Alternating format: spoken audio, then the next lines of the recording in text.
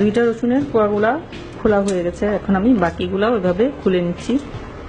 সবগুলো রসুনের কোয়া আমি খুলে নিয়েছি। এখন আমি এগুলা ফ্রাই প্যানে দিয়ে তেলে নিব। এভাবে কিছুক্ষণ সময় লাগবে, কোন পরপর নেড়ে দিতে হবে। নাড়তে নাড়তেই দেখা যাবে যে রসুনটা এভাবে চাপ দিলে হাতে বোঝা যাবে যে নরম লাগছে। তখনই বোঝা যাবে যে রসুনটা ভিতরে সেদ্ধ হয়ে গেছে এবং টালা হয়ে গেছে। সেদ্ধ হতে হবে, সেদ্ধ না হলে যে ভর্তা তৈরি করা যাবে না। এই জন্য একটু পরপর নেড়ে দিতে হবে। না নাড়লে একদিক সেদ্ধ হবে, আরেকদিক সেদ্ধ হবে না, তখন এটাকে আবার ভর্তা করা যাবে না। আমরা যখন ছোট ছিলাম তখন দাদু আমাদেরকে এভাবে রসুন তাওয়ায় তেলে আস্তটাই আমাদের খাওয়াতো। কি জন্য খাওয়াতো সেটা স্পষ্ট মনে নেই, তবে আমাদের খাওয়াতো, আমাদের কাছে অনেক মজা লাগতো। সেই জন্য আম্মা যখন দুপুরে ঘুমাতে যেত তখন আমরা রান্নাঘরে ঢুকে রসুনগুলো খুলে তাওয়ায় তেলে তারপরে আমরা খেতাম। খুব মজা লাগতো। সেই থেকেই আমাদের রসুন খাওয়ার প্রতি একটা, রসুনের যে উপকারিতা সেটা অবশ্য জানতাম না, কিন্তু মজা লাগতো তাই খেতাম। খুব মজা লাগতো। রসুন শুধু ভেজে খেতেই অনেক মজা, তো ভর্তা বানালে তো আরো মজা লাগে। শুধু শুধু ভেজে খেয়ে দেখবেন, সেটাও অনেক মজা।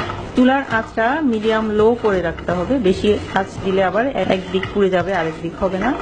মিডিয়াম লো আছে, এটা কিছুটা সময় লাগবে, একটু সময় ধরে ভাজতে হবে ধৈর্য নিয়ে, নাহলে আবার পুড়ে যাবে।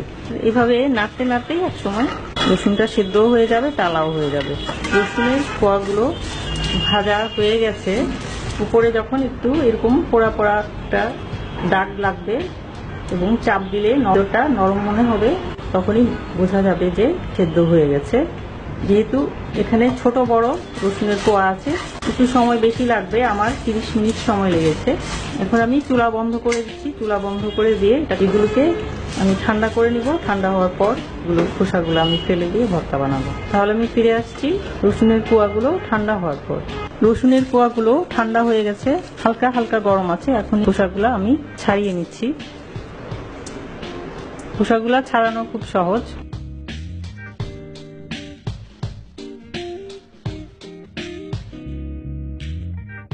সবগুলা রসুনের কোয়া খোসা ছাড়ানো হয়ে গেছে। এখন আমি এগুলোকে এভাবে স্ম্যাশ করে নিচ্ছি। আলুর মতোই এগুলা খুব সহজেই স্ম্যাশ হয়ে যায়। রসুনের কোয়াগুলো স্ম্যাশ করা হয়ে গেছে। এখন এই রসুনের ভর্তাটা বানাতে আর যে উপকরণগুলো লাগবে সেগুলো হচ্ছে, এখানে আমি 1 কাপ পরিমাণ পেঁয়াজ কুচি নিয়েছি, 1 টেবিল চামচ পরিমাণ পেঁয়াজ পাতা কুচি নিয়েছি, এটা আমি গার্নিশিং এর জন্য নিয়েছি। 1 কাপের 4 ভাগের 1 ভাগ পরিমাণ ধনিয়া পাতা কুচি নিয়েছি, 4টি কাঁচামরিচ কুচি নিয়েছি, 2টি শুকনো মরিচ আমি বিচি ফেলে দিয়ে এভাবে গোল গোল করে কেটে নিয়েছি।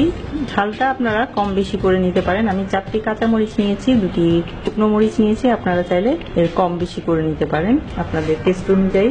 আর এখানে আমি সরিষার তেল নিয়েছি আধা টেবিল চামচ পরিমাণ, লবণ নিয়েছি স্বাদ মতো, আর লাগবে রান্নার তেল। রান্নার তেল আমি পেঁয়াজটা ভাজতে যে পরিমাণ তেল লাগবে ঠিক সেই পরিমাণই নিব, 2 টেবিল চামচের মতো নিব। এই হচ্ছে উপকরণ। এখন আমরা ভর্তাটা বানাবো। ফ্রাই প্যানে তেল দিয়ে দিচ্ছি। আমি 2 টেবিল চামচ পরিমাণ তেল দিয়েছি। চুলা জ্বালিয়ে দিচ্ছি। প্রথমে আমি শুকনো মরিচটা দিচ্ছি। শুকনো মরিচটা আধা মিনিট ভেজে আমি পেঁয়াজ কুচি দিয়ে দিচ্ছি। এখন আমি পেঁয়াজটাকে হালকা বাদামি করে ভেজে নিব। পেঁয়াজটা হালকা ব্রাউন হয়ে গেছে, এর চেয়ে বেশি আর ভাজা যাবে না, এর চেয়ে বেশি ভাজলে পুড়ে যাবে। এখন আমি স্ম্যাশ করা রসুনগুলো দিয়ে দিচ্ছি, নেড়ে দিচ্ছি। এর সাথে আমি স্বাদ মতো লবণ দিয়ে দিচ্ছি।